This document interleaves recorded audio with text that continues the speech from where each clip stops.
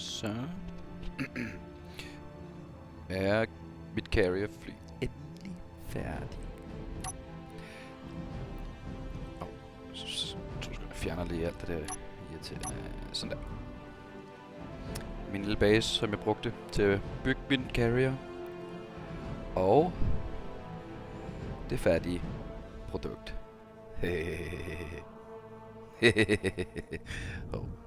Bugger lidt. Nå. Jamen, lad os komme ud i space, og så kan jeg give en lille rundvisning. Ja, altså, den vejer 12.000 ton, så det er ikke fordi, den accelererer like en Ferrari, men den flyver. Og så er den fyldt med mindre fly, som kan klare det HHD-stof.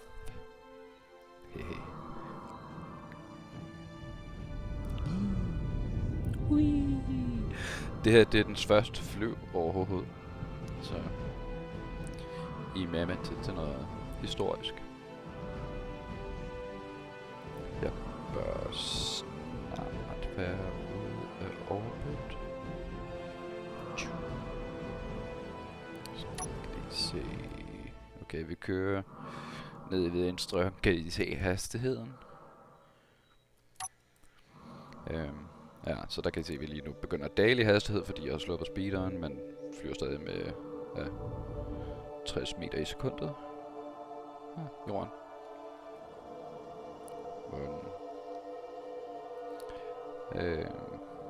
Og ja, der er selvfølgelig masser af andre planer. Den er en plan dernede, jeg gerne vil hen til på et tidspunkt, og det er i baggrunden, og ja, der er også Mars på den anden side af månen her. Vi kom vist ikke helt ud af... Det er sådan en god 4 kilometer væk. Direkte ned. Lad os ændre... angle. Sådan der. Så. Og fuld thrust. På.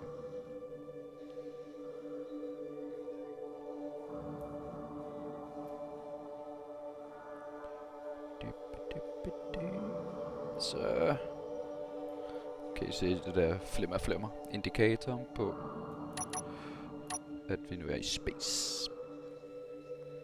Nå, pointen i at være i space en tur, det er fordi, at så kan jeg hænge frit uden at bruge noget energi, når den en eller anden dag er stoppet. Det tager også noget. Som sagt, næsten 12.000 ton. I kan se min vægt nede i højre hjørne. 11.689.920 kilo. Så jeg bærer på lidt luggage. Men der er ikke umiddelbart noget lige fremme, jeg kan støde ind i. Super. Jamen, så kan jeg egentlig godt begynde at give en rundtur. Så ja, flight deck, hvor at alting obviously styres fra. Gør det sådan der igen, så vi slipper for alt det der krimskrems.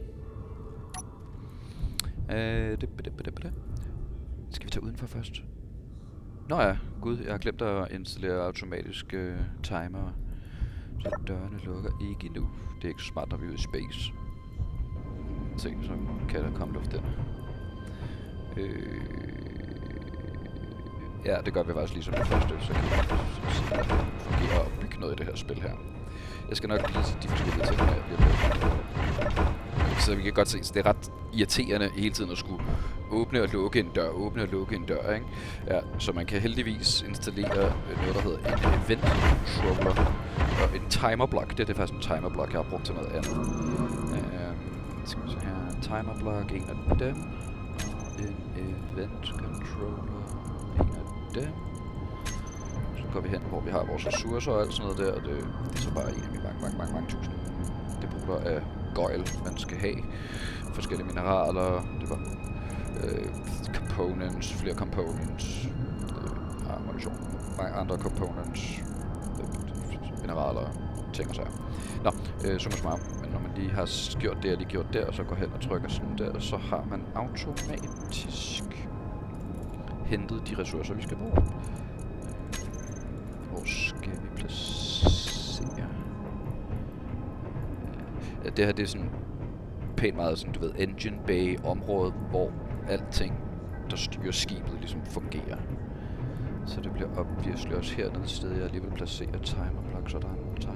Okay, så der er en lige væk der, perfekt. Timer block. Boop.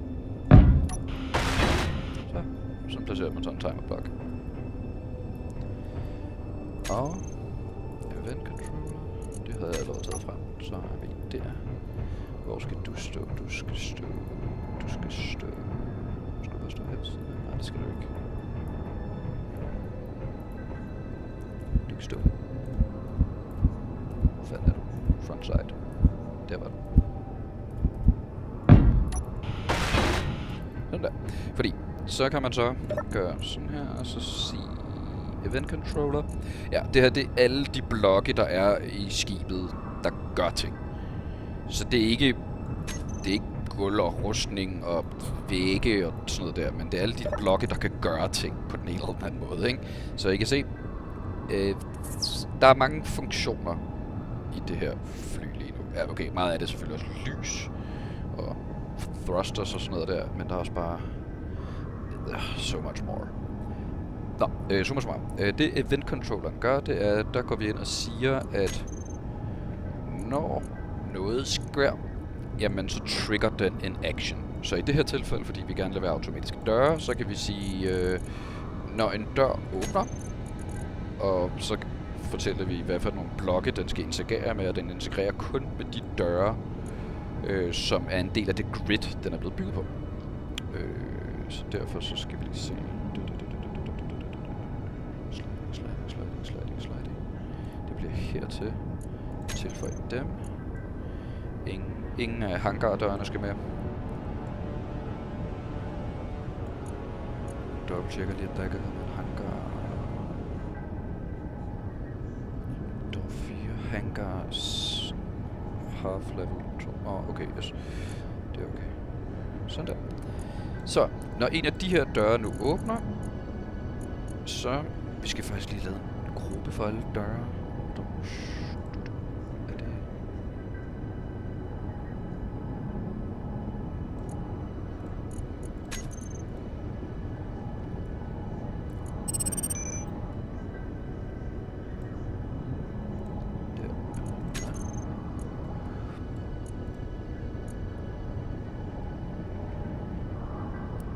Så tager vi lige, hvor fanden kommer det derfra? Så alle de her døre, de ryger lige en gruppe for sig selv, og doors carrier. Færdig.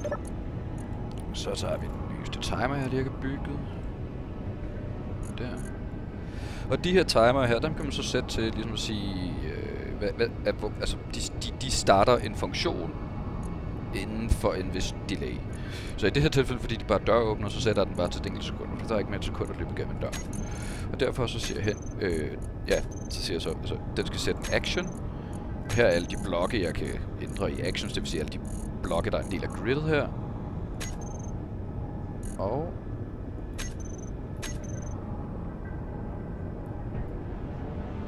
hvorfor flimmer det?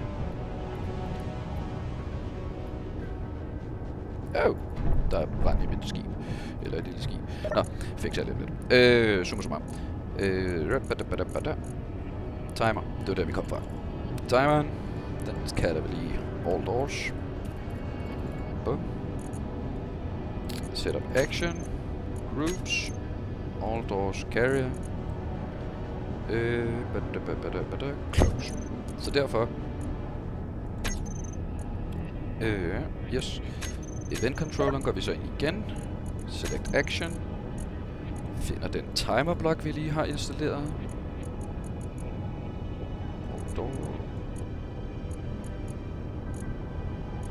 Det var den. All doors. Start. Fordi. Lad os se, om ikke det virker nu. Den var det.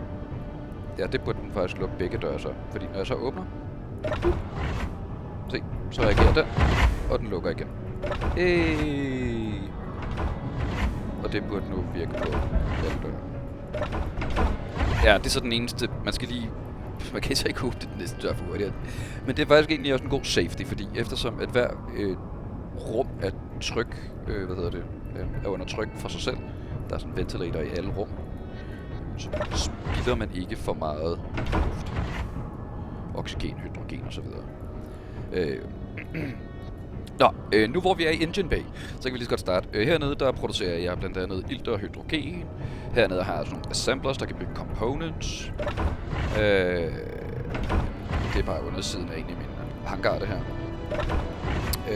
Flere byggeting. Det er gyroskoper, som styrer, du ved, sådan at ja, det basic styring på skibet. Ja, det er svært for det. Og det er sådan set det. Der er nogle andre ting, der foregår hernede, men det er sådan lidt irrelevant. Der er masser af de her timer blocks, der håndterer forskellige ting. Lidt irrelevant. Så har jeg sådan nogle her gravity engines rundt omkring, der sørger for, at jeg har tyngdekraft på skibet. Slusdør. Slusdør. Det er sådan main tower, det her. Det er også der, hvor der er flight deck. Her er der selvfølgelig sådan noget medbase-agtigt noget der, sådan, så man kan komme hen og hele forskellige ting.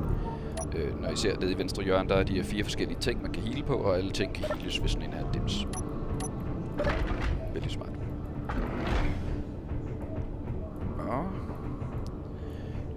Cryo quarters, det er sådan nogle, fordi der er visse komponenter, der tager uhyggeligt lang tid at bygge. Og du kan ikke være offline, mens det sker, så kan man hoppe ind i sådan en cryo chamber, og så spilder man ikke nogen af sine ressourcer, så skal man bare lade spillet være, kunne bare. Nå ja, fuck, det brænder stadig dernede. Nå, ja, whatever. Jeg skynder mig lidt, jeg ved godt, det er en meget lang video. Det tager vi lige om lidt. Armory, der er sådan en turret cannon, og her kan jeg hente våben, geværer, dem og sager, som jeg selvfølgelig også selv har bygget. Og så kommer vi op til bridge. Og det er bare sådan den egen særskilte lille oxygenproducering hernede i The Bridge, sådan så at hvis der skulle ske noget med the main component, så sker der ikke noget med hydrogen og oxygen, tilførelsen i Bridge. Det her det er sådan med et battle deck. I tilfælde af, at der kommer heavy combat, jamen, så kan jeg gå fra the main bridge herned, fordi der er en blast door og et mindre gap, hvor i at man kan blive skudt igennem en fucking rode. Så kan jeg hive den her blast door fra, og så kan jeg styre skibet hernede fra i en mere, lidt mere sikker tilfælde. Og som sagt, the bridge area, hvor man så kan være flere på.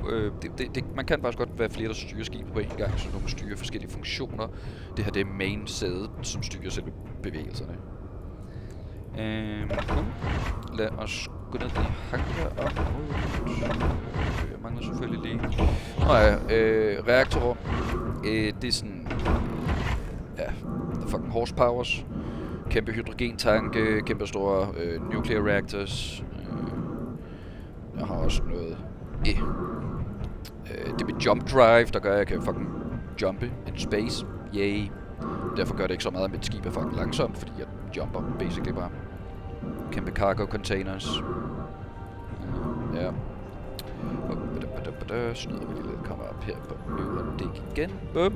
Og herude i siderne, der kan man så bare faktisk tilgå selve motorrummene. Det her det er faktisk alle kæmpe store engine blokke, der peger i hver sin retning, så jeg kan reparere uden at få noget skib. Igen tilfælde af combat. Cool. Udenfor. Eller indenfor. Eller hvad man siger.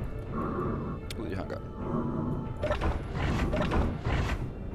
Og her er selvfølgelig første hangarrum med connectors, så den kan auto-draine whatever jeg har samlet op i skibet.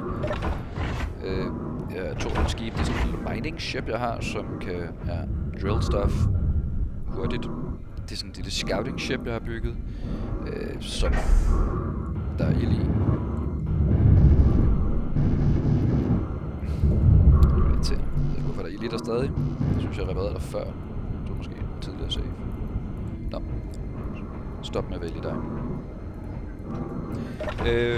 Og så sidste hangar bay, hvor at, der også er en welder yard, og det siger jeg måske nok ikke så skide meget, men welder yard det er til reparationer af små fly, fordi hernede der er sådan auto welders, og jeg kan installere sådan et hologram af hvert skib ind i sig selv, som sådan noget, du ved, projekteres på sig selv.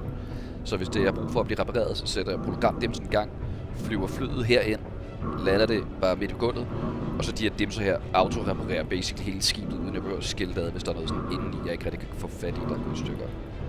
Det var rimelig fucking komplekst at bygge, men it works. Og det er det undersiden af samme, for ligesom at kunne tilgå, hvis der er noget, der skal repareres her, eller andenvis ændres i indstillinger, for eksempel, fordi de her sådan, welders selvfølgelig sørger for de forskellige ting. Og nu er vi ved at være mod enden. Herude har vi refinery, det er sådan, det her raffinaderi, det er dumt på dansk, men det er der, hvor den ligesom, hvad hedder det, fuck hedder sådan noget der egentlig.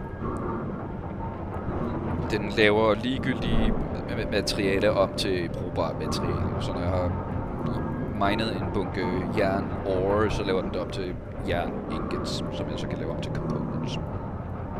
Jeg kan nok ikke forklare det bedre det. Og det her, det er sådan lidt, du ved, escape shoot slash besøg planet der. Fordi det her skib, det jeg har herude i spidsen, det er udstyret med atmosfæriske thrusters i stedet for, eller en kombination af begge, sådan så det kan flyve ind i atmosfæren. Så ja, det er sådan et fly, der kan detache spidsen her, og så flyve ud og lande. Så, yes. Ovenpå kan jeg egentlig også lande. Jeg kan lande hele det her skib på undersiden af et andet skib. Det er sådan en landing pad, som jeg kan attache på undersiden af et andet gigantisk skib, hvis det af en eller anden årsag skulle blive nødvendigt. Her kan jeg også parkere skibe, fordi de har sådan landing hooks, hangardøre. Gatling guns, der er automatiseret til at skyde efter både meteorer og fjendtlige skibe og alt andet, der ikke kan lide mig. Missildæmmer, der gør det samme.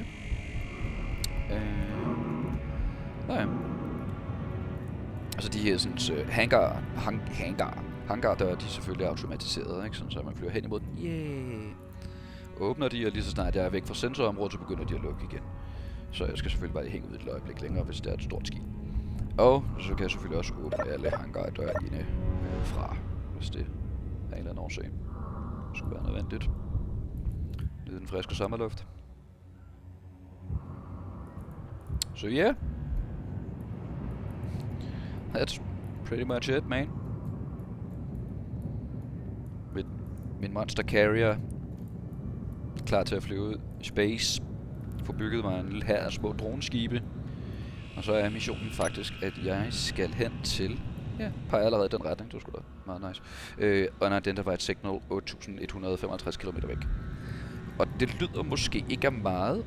Det ville det heller ikke være, hvis det var i virkelig space. Så ville det ikke være særlig meget. Men i det her spil, så det... Ja, hvis ikke jeg havde jump drive, så ville det nok være 3-4 dages in-game direkte flyvning. Konstant. I topfart. Like, no BS. Jeg tror, at 3-4 dage in-game er ikke helt ved siden af. Eftersom man ikke kan disconnecte og bruge ret mange fucking ressourcer på at flyve igennem space, jamen så er det ikke rigtig viable, så jeg skal nok adde nogle dages flyvning på det, hvis det var tilfældet, fordi jeg skal stoppe og skaffe mig is, platinium, uran og andre ting og sager, som man kan mine for, ja, asteroider og ting og sager. Men ja,